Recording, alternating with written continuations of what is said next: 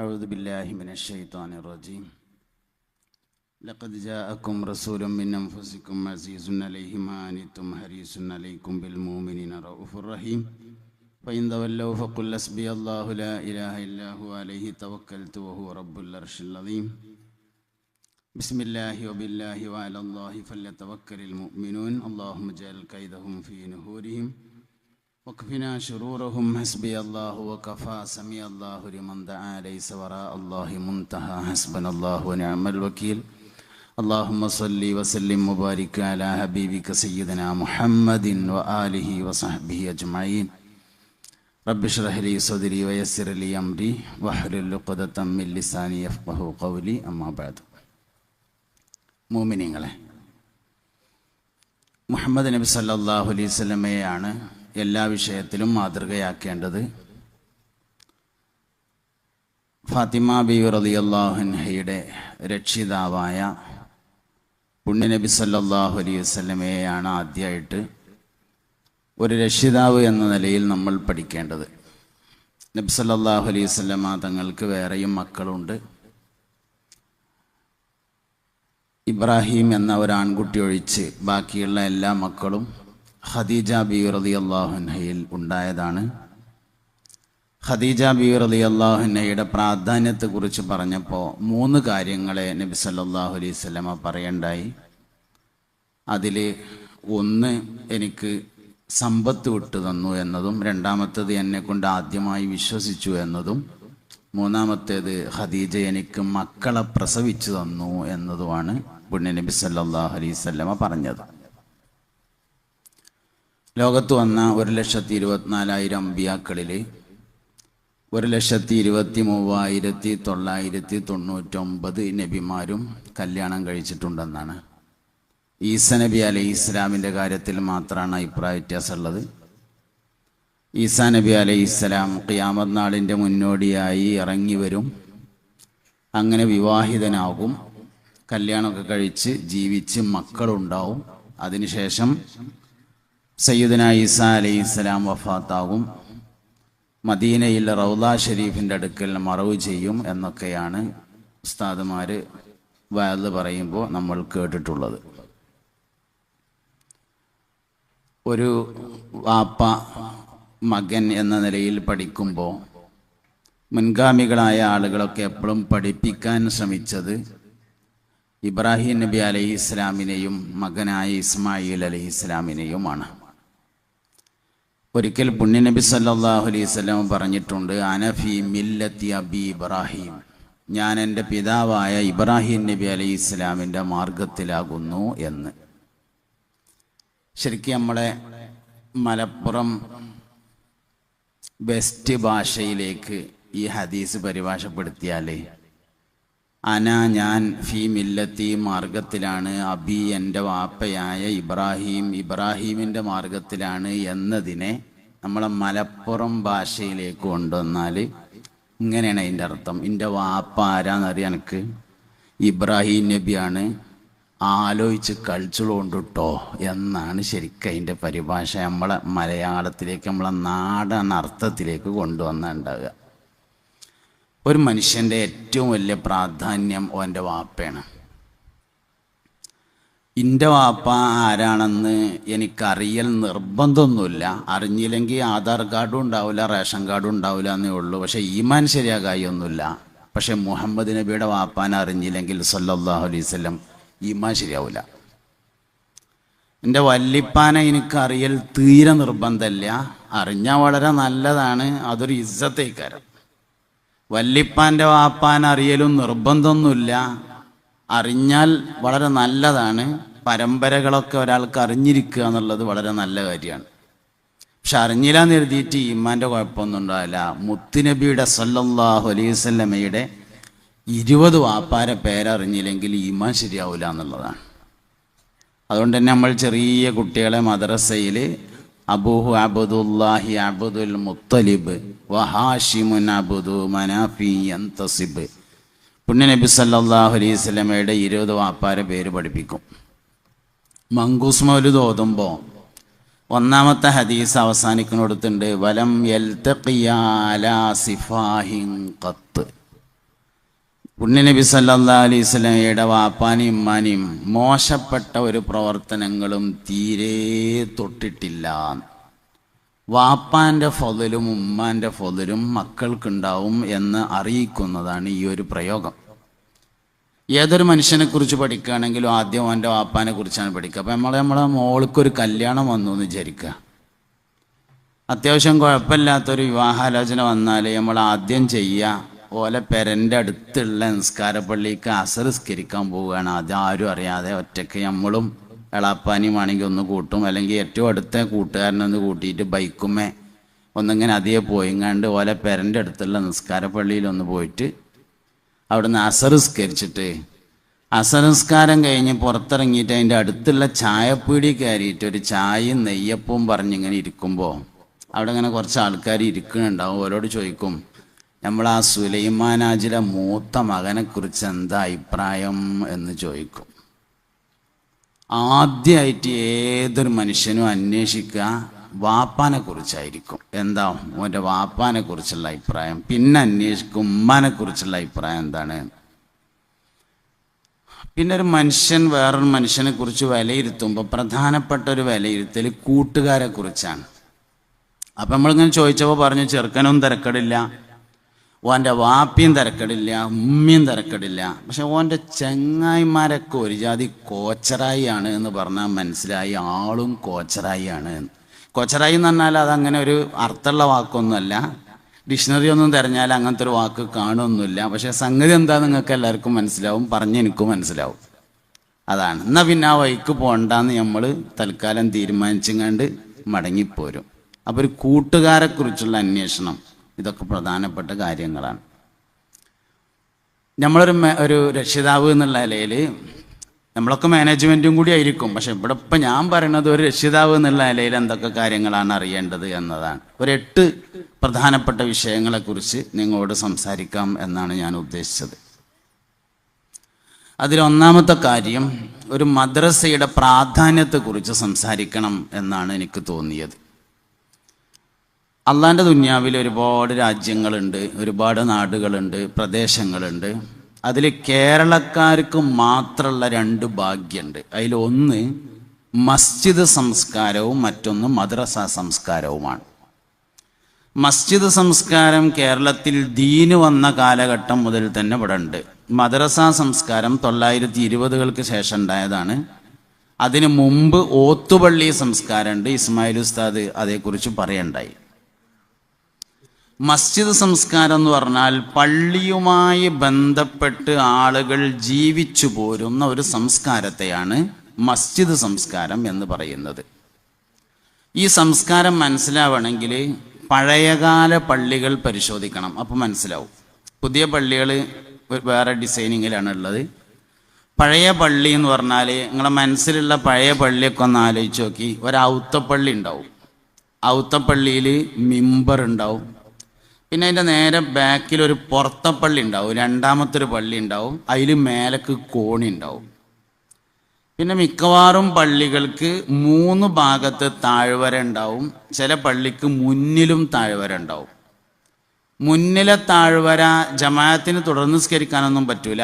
മൗലവിക്ക് ഖുതുബോധനേൻ്റെ മുമ്പായിട്ട് വന്നിരിക്കാനും ചായ കുടിക്കാനും മയ്യത്തട്ടിൽ വെക്കാനും ഒക്കെയാണ് മുന്നത്തെ താഴ്വര ഉപയോഗിക്കുക. 2 സൈഡിൽ ചെരുണ്ടാവും. കയറി ചെല്ലിനോടത്ത് ഒരു പൂമുഖ ഉണ്ടാവും. പൂമുഖത്ത് പഴയ തറവാട് വീടുകൾക്കൊക്കെ ഉള്ള മാതിരി ചാരിയിരിക്കണ പടിയൊക്കെ വെച്ചിട്ടുണ്ടാവും. 2 തൂണൊക്കെ ഉണ്ടാവും. ഈ കയറി ചെല്ലുന്ന സ്ഥലം വഖഫ് ചെയ്തിട്ടുണ്ടാവില്ല. ഇത് വഖഫ് ചെയ്തിട്ടില്ല എന്നറിയിക്കാൻ വേണ്ടി ഒന്നുകിൽ അത് അല്പം താത്തിയിട്ടിട്ടുണ്ടാവും, അല്ലെങ്കിൽ ഉയർത്തിയിട്ടിട്ടുണ്ടാവും. നമ്മളൊക്കെ നാടുകളിലൊക്കെ താഴ്ത്തിയാണ് ഇട്ടിരുന്നത്. വടക്കൻ കേരളത്തിലേക്ക് ചെന്നാൽ ആ സ്ഥലം ഉയർത്തിയിട്ടാണ് ഇടുക. ഇരുന്ന് കയറാൻ പറ്റുന്ന രൂപത്തിൽ കുറച്ച് ഉയർത്തിയിട്ട് ആ സ്ഥലം ഇട്ടിട്ടുണ്ടാവും.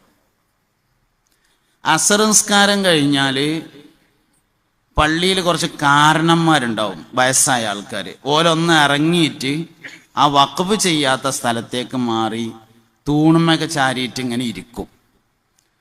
അപ്പോൾ നാട്ടിലെന്തേലുമൊക്കെ പ്രശ്നം ഉണ്ടെങ്കിൽ, ആരെങ്കിലും മോളെ കെട്ടിച്ചു കൊടുത്ത് പ്രശ്നം ഉണ്ടെങ്കിൽ, മരോളോടെ പ്രശ്നം ഉണ്ടെങ്കിൽ ജ്യേഷ്ഠനും അഞ്ചനും തമ്മിൽ മുണ്ടാത്തതുണ്ടെങ്കിൽ, അങ്ങാടിയിൽ കച്ചവടക്കാർ തമ്മിൽ തെറ്റിയതുണ്ടെങ്കിലൊക്കെ അവിടെ ചെന്നിട്ട് അസറിൻ്റെ ശേഷം ഈ കാരണന്മാരോട് പറയും. അതിനാണ് ഈ പള്ളി പോയി പറയാ എന്ന് പറയണത്. രണ്ട് സമൂഹത്തിലാണ് പള്ളി പോയി പറയലുള്ളത്. ഒന്ന് ക്രിസ്ത്യൻ സമൂഹത്തിലും ഒന്ന് മുസ്ലിം സമൂഹത്തിലാണ് പള്ളി പോയി പറയണുള്ളത്. പള്ളി പോയി പറയും. അങ്ങനെ പള്ളി പോയി പറഞ്ഞാൽ അവിടുത്തെ കാരണന്മാർ ആ കാര്യങ്ങളൊക്കെ ഒന്ന് കൂടിയാലോചിച്ചിട്ട് എന്തെങ്കിലുമൊക്കെ ഒരു തീരുമാനത്തിലെത്തും. ഏകദേശം ഒരു തീരുമാനം ഉറച്ചാൽ പുറത്തെ പള്ളിക്ക് കയറിയിരിക്കും. ഒരാൾ തീരുമാനം പ്രഖ്യാപിക്കും, അൽ ഫാത്തിഹ എന്ന് പറഞ്ഞ ദ്വാരക്കും, അതോടുകൂടെ ആ വിഷയം അവസാനിക്കും. ഇങ്ങനെ ഉണ്ടായിരുന്ന പരിപാടികൾക്കാണ് മസ്ജിദ് സംസ്കാരം എന്ന് പറയുന്നത്. ഇത് നമ്മളെ പഴയ ആൾക്കാർ നിലനിർത്തി പോന്നിട്ടുള്ള ഒരു സംഗതിയാണ്. ഇസ്ലാം ദീൻ എവിടെല്ലാം പ്രചരിച്ചിട്ടുണ്ടോ അവിടെല്ലാം ആദ്യം പള്ളികളുടെ നിർമ്മാണങ്ങളാണ് നടന്നിട്ടുള്ളത്. നമ്മുടെ നാടായ കേരളത്തിലും ആദ്യമായി പള്ളിയുടെ നിർമ്മാണങ്ങളാണ് നടന്നിട്ടുള്ളത് എന്ന് കാണാം. ഈ പള്ളിയുമായി ബന്ധപ്പെട്ട മസ്ജിദ് സംസ്കാരം വളരെ വിശാലമാണ്. അത് ഈ മദ്യം ഭരണയിലും മാത്രം ഒതുങ്ങണമെന്നല്ല. പള്ളിക്ക് വിശാലമായ പള്ളിക്കാടുണ്ടാവും. പഴയ കാലത്തെ ആളുകൾ വഖഫ് ചെയ്തത്. നമ്മളൊക്കെ നാടുകളിൽ ഒരുപാട് വഖഫുകൾ കാണാൻ വേണ്ടി പറ്റും. അള്ളാഹു നമ്മുടെയൊക്കെ പ്രദേശങ്ങളിലുള്ള വഖഫിൻ്റെ വാഖിഫീങ്ങൾക്ക് അതൊരു ജാരിയായ സ്വതക്കയായി സ്വീകരിക്കട്ടെ. നമ്മളെ ഏറ്റവും പ്രധാനപ്പെട്ട ഒരു ഉദ്ദേശം, നമ്മളെ പ്രധാനപ്പെട്ട ലക്ഷ്യം, ഒരു ദൗത്യം എന്ന് പറയുന്നത് അവർ വഖഫ് ചെയ്തതിനെ സംരക്ഷിക്കലാണ്. ഇന്നും വാഖിഫീങ്ങളുണ്ട്, പക്ഷെ പഴയതിനെ അപേക്ഷിച്ച് ഇന്ന് കുറവാണ്.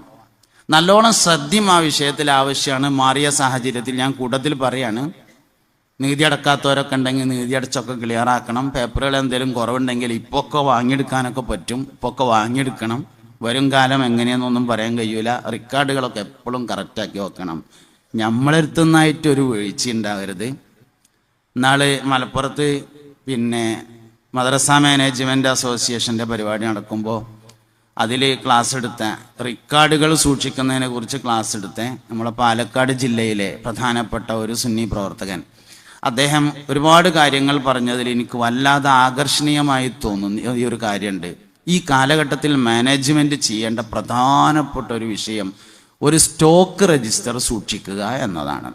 വലിയ സംഗതിയാണ്. അതായത് ഇവിടെ എന്തൊക്കെ സാധനങ്ങളുള്ളത്, എത്ര ഭൂമിയുണ്ട്, അത് എവിടെയൊക്കെയാണ് ഉള്ളത്, അത് എത്ര സെൻറ്റ് ഉണ്ട്, അതിൻ്റെ ആധാരം എവിടെയാണ് ഉള്ളത്, നികുതിച്ചീട്ട് എവിടെയാണ്, അതാരെ കയ്യിലാണുള്ളത്, അതിൻ്റെ ഇപ്പോഴത്തെ സ്റ്റാറ്റസ് എന്താണ്, അതിൻ്റെ നികുതിയൊക്കെ അടച്ച് പുതുക്കിയിട്ടുണ്ടോ, വഖഫ് ബോർഡിൽ റിപ്പോർട്ടൊക്കെ കൊടുക്കലുണ്ടോ, അതെവിടെയാണ് സൂക്ഷിച്ചിട്ടുള്ളത്, എത്ര ബെഞ്ചുണ്ട്, എത്ര കസാലുണ്ട്, വാടക കിട്ടുന്ന എന്തെങ്കിലും ബിൽഡിങ്ങുകളുണ്ടോ, തുടങ്ങിയ എല്ലാ സാധനങ്ങളും എഴുതി വെച്ചിട്ടുള്ള ഒരു സ്റ്റോക്ക് രജിസ്റ്റർ. നമ്മളൊക്കെ മദ്രസ എന്ന് പറഞ്ഞാൽ ചിലപ്പം ആധാരമൊന്നും അവിടെ വെക്കാൻ പറ്റിയ അവസ്ഥ ഉണ്ടാവില്ല. അപ്പോൾ ആധാരം ആരെങ്കിലും ഒരാളെ കയ്യിലേക്കാരം. അപ്പോൾ സ്റ്റോക്ക് രജിസ്റ്ററിൽ ഉണ്ടാവണം ഇന്ന ആളെടുത്താണ് ആധാരമുള്ളത്. അയാളെ കൊണ്ട് അതിൻ്റെ അടിയിൽ ഒപ്പിടിക്കുകയും വേണം, എൻ്റെ അടുത്തുണ്ട് എന്നറിയിക്കുന്ന തരത്തിൽ. സമയാസമയങ്ങളിൽ നികുതി അടക്കണം. മറ്റ് ടാക്സുകൾ എന്തെങ്കിലുമൊക്കെ കൊടുക്കേണ്ടിട്ടുണ്ടെങ്കിൽ ഒക്കെ കൊടുത്ത് കൃത്യമായി പുതുക്കി പോരുക എന്നുള്ളത് വരും കാലത്തേക്ക് വളരെ അത്യാവശ്യമായൊരു കാര്യമാണ്. സാന്ദർഭികമായി സൂചിപ്പിക്കുന്നു എന്ന് മാത്രം. അപ്പോൾ വിശാലമായ പള്ളിക്കാടുണ്ടാവും. ആ വിശാലമായ പള്ളിക്കാട് പല ആവശ്യങ്ങൾക്ക് ഉപയോഗിക്കും. വീടുകളിലൊന്നും അധികം ആൾക്കാർക്കും കക്കൂസ് ഉണ്ടാവില്ല. അപ്പോൾ വീട്ടിൽ നിന്ന് ഇങ്ങോട്ട് പള്ളിക്കൊക്കെ പോരുക ചെയ്യുക. അങ്ങനെ പള്ളിക്കാട് ഉപയോഗപ്പെടുത്തി മലമൂത്ര വിസർജനം നടത്തും. നല്ല വിശാലമായ പള്ളിക്കുളം ഉണ്ടാവും. പള്ളിക്കുളത്തിൽ ഇറങ്ങിയിട്ട് കുളിക്കും. എന്നിട്ടുള്ള കള്ളിത്തുണിയൊക്കെ ഒന്ന് കുത്തി തിരുമ്പി ഉഷാറാക്കിയിട്ട് പള്ളിയിൽ കയറി നിസ്കരിക്കും. നിസ്കാരം കഴിഞ്ഞ് ഉച്ചക്ക് കുറച്ച് സമയം ചെരുവിൽ കിടന്നുറങ്ങും. ചിലപ്പം വീട്ടിൽ വിരുന്നേര് വന്നാൽ എല്ലാവർക്കും കൂടിയും കിടക്കാൻ പെരയിൽ സ്ഥലം ഉണ്ടാവില്ല. അപ്പം വിരുന്നേർക്ക് റൂം കൊടുത്തിട്ട് പെരക്കാരൻ പള്ളിക്കൊക്കെ പോരും. അങ്ങനെ പള്ളിക്ക് പെരക്കാരൻ കിടന്നുറങ്ങും. സുബഹി നിസ്കരിച്ചിട്ട് ചായ കുടിക്കാൻ പെരയൊക്കെ പോവും. ഇങ്ങനെയൊക്കെയാണ് ഒരു പഴയ രീതി എന്ന് പറഞ്ഞത്. ഇന്നിങ്ങനെ ആലോചിച്ച് നോക്കിയാൽ ഇതിൽ നിന്ന് ഒരുപാട് മാറ്റം വരുത്തിയിട്ടുണ്ട്. എല്ലാ പള്ളിയിലുള്ള പ്രധാന നോട്ടീസ് കാർപ്പറ്റിൽ കിടക്കരുത് എന്നാണ്. കിടക്കാൻ പറ്റില്ലെങ്കിൽ പിന്നെ ആ സാധനം ഇടാതിരിക്കുകയാണല്ലേ. ഞാൻ എപ്പോഴും പറയാറുള്ളൊരു സംഗതിയാണ്, സൗകര്യം എന്ന പേരിൽ നമ്മൾ ഒരുപാട് അസൗകര്യങ്ങളെ ഉണ്ടാക്കി മാറ്റുന്നുണ്ട്. ഞങ്ങൾ സൗകര്യപ്പെടുത്തിയിരിക്കുകയാണ്, പക്ഷെ ഉണ്ടായത് അസൗകര്യമാണ്. ആയിപ്പെട്ടതാണ്. ഇപ്പോൾ എല്ലാ പള്ളികളിലും AC വെച്ചിട്ടുണ്ട്, പക്ഷെ സ്വിച്ച് ഇടൂല. ഉള്ള ഓക്സിജൻ വരാനുള്ള വായു വരാനുള്ള ഓട്ട AC വെച്ച കാരണത്താൽ അടച്ചിട്ടുണ്ട്. മേലൊരു എയർ ഹോൾ ഉണ്ടാവും. ഈ എയർ ഹോള് AC വെച്ചു എന്നുള്ള പേരും പറഞ്ഞുകൊണ്ട് അത് അടച്ചു. എന്നാ പിന്നെ ഈ സാധനം സ്വിച്ച് ഇടണ്ടേ, അത് സ്വിച്ച് ഇടൂല. അപ്പൊ കറണ്ട് ബില്ല് കൂടുമല്ലോ എന്ന് നമ്മൾ പറയാം. എന്നാ പിന്നെ ആ കാര്യം തന്നെ വെക്കേണ്ടിന്നില്ലല്ലോ എന്നുള്ളതാണ്. വെള്ളിയാഴ്ച ബക്കറ്റ് കാട്ടിയേ കിട്ടുമല്ലോ കറണ്ട് ബില്ല് അടക്കാനുള്ള പൈസ. അതൊന്നും ഒരു ന്യായമല്ല. നല്ല തണുപ്പുള്ള സമയത്ത് സ്വിച്ച് ഇടണ്ട, അതൊഴിച്ചാൽ ബാക്കി സ്വിച്ച് ഇടാനുള്ളതാണല്ലോ ആ സാധനം. ഹൗലങ്കാർക്ക് ആ കയറിനോടത്ത് വലിയൊരു ഗേറ്റ് ഉണ്ടാവും, നല്ലൊരു ഗ്രില്ല് വെച്ചിട്ട്. അതിൻ്റെ പകുതി മേലെ അടിയിലൊരു കുറ്റി ഇട്ടിട്ടുണ്ടാവും. മേലെ ഒരു കുറ്റിൻ്റെ പുറമെ ഒരു കമ്പി കൊണ്ട് കെട്ടും കൂടിയും ചെയ്തിട്ടുണ്ടാവും, ആരും തുറക്കരുത് എന്ന് കരുതിയിട്ട്. നല്ല വിശാലമായ ബാത്റൂമിൻ്റെ പകുതിയിൽ കൂടി ഒരു കയറിങ്ങനെ കെട്ടിയിട്ടുണ്ടാവും, ആരും ഉപയോഗിക്കണ്ടെന്ന് വിചാരിച്ചിട്ട്. നല്ലൊരു 5-6 ബാത്റൂം കക്കൂസ് ഉണ്ടാവും, ഒറ്റൊന്നും തുറന്നിട്ടുണ്ടാവില്ല. ഏതെങ്കിലും ഒന്ന് ദൗർഭാഗ്യവശാൽ തുറന്നിട്ടുണ്ടെങ്കിൽ അതിന് കുറ്റിയും കുളത്തും ഉണ്ടാവില്ല. ഇതൊക്കെയാണ് ഇപ്പോൾ ഈ സൗകര്യങ്ങൾ എന്ന പേരിൽ ഉണ്ടാക്കി തീർത്തിട്ടുള്ള അസൗകര്യങ്ങൾ. നമ്മളൊരു കാര്യം സൗകര്യം ചെയ്യണത് സൗകര്യം തന്നെയായിരിക്കണം, അതൊരിക്കലും അസൗകര്യമാവാൻ പാടില്ല. ഈ പറഞ്ഞത് ഇന്നോടും കൂടി കേട്ടോ, ഞാനും മാനേജ്മെന്റ് തന്നെയാണ്, ഇന്നോടും കൂടിയാണ് ഈ പറഞ്ഞത്, നിങ്ങളോട് മാത്രം പറഞ്ഞ ഒരു കാര്യമല്ല. അപ്പൊ അതുകൊണ്ട് ഇങ്ങനെയുള്ള കാര്യങ്ങളൊക്കെ സൂക്ഷിക്കുക എന്നുള്ളത് കൂട്ടത്തിൽ പറഞ്ഞു എന്നുള്ളൂ. രക്ഷിതാവ് എന്നുള്ള നിലയിലാണ് ഞാൻ പറഞ്ഞു വരുന്നത്. അപ്പൊ ഒന്നാമത്, ഒരു മസ്ജിദുമായി ബന്ധപ്പെട്ട ഒരു സംസ്കാരം പഴയ കാലത്ത് ആളുകൾ സൂക്ഷിച്ചു പോന്നിരുന്നു. 920-കൾക്ക് ശേഷം വന്നതാണ് മദ്രസയുമായി ബന്ധപ്പെട്ട ഒരു മദ്രസ സംസ്കാരം. മദ്രസ സംസ്കാരത്തിന് ഒരുപാട് പ്രത്യേകതകളുണ്ട്. ഒരു 50 വയസ്സ് കഴിഞ്ഞ ഒരാൾ 50 വയസ്സ് വരെ നിസ്കരിച്ചില്ല എന്ന് വിചാരിക്കുക. നോലും പോറ്റിയില്ല, ഒന്നും ചെയ്തില്ല. അങ്ങനെ ഒരു 50 വയസ്സായപ്പോൾ അവന് പള്ളൻ്റെ ഉള്ളിൽ കൂടി ഒരു വേദന ഇങ്ങനെ ഉണ്ട് തുടങ്ങി. ഡോക്ടറെ കാണിച്ചപ്പോൾ പറഞ്ഞു ഇത് കാര്യമായിട്ടൊന്ന് സ്കാൻ ചെയ്യണം എന്ന് പറഞ്ഞു. സ്കാൻ ചെയ്തപ്പോൾ പറഞ്ഞു തിരുവനന്തപുരത്തേക്ക് പോകേണ്ടി വരും എന്ന് പറഞ്ഞാൽ പോണ്ട് ബേജാറായിട്ടേ. പടച്ചോനെ എന്നാ ഇനിയിപ്പോൾ നിസ്കരിച്ചണല്ലോ എന്നാണ് തീരുമാനിച്ചാൽ ഒന്നും ആലോചിക്കാനില്ല, പള്ളിക്കണ് കയറിയിട്ട് അള്ളാഹു അക്ബർന്ന് കെട്ടിയാൽ മതിയാവും. ഓനെ നിസ്കാരം ഓട്ടോമാറ്റിക്കായിട്ട് പഠിച്ചിട്ടുണ്ട് എന്നതാണ് മദ്രസ സംസ്കാരം ഉണ്ടാക്കിയ പ്രത്യേകത. ഏത് 50 വയസ്സ് പറഞ്ഞാൽ KT മാനുസ്താദ് അള്ളാഹുരുടെ ദറജ ഉയർത്തട്ടെ. KT മാനുസ്താദ് പറഞ്ഞ അനുസരിച്ച് ഉത്തരേന്ത്യയിലെ ആളുകൾ ഫാത്തിഹ ഓതാൻ പഠിക്കണ കാലാണ് ഈ 50 വയസ്സ് പറഞ്ഞത്. അന്ന് കേരളത്തിലെ ഒരാൾക്ക് നിസ്കരിച്ചണമെന്ന് തോന്നിയാൽ ആരോടും ചോദിക്കേണ്ടി വരില്ല, പള്ളിക്കൺ കയറിങ്ങാണ്ട് തെക്കിബിറൻ കെട്ടിയാൽ മതി, ഓൻ എല്ലാ കാര്യങ്ങളും അറിയാമെന്നത് 8 വയസ്സാകുമ്പോഴേക്ക് നമ്മൾ അറിയാതെ പഠിച്ചു പോകുന്ന നിസ്കാരം, നോമ്പ്, ഈമാന് തുടങ്ങിയ കാര്യങ്ങളാണ്. അത് മദ്രസ സംസ്കാരം കൊണ്ട് ഉണ്ടാക്കിയിട്ടുള്ള ഏറ്റവും പ്രധാനപ്പെട്ട ഒരു നേട്ടമാണ്.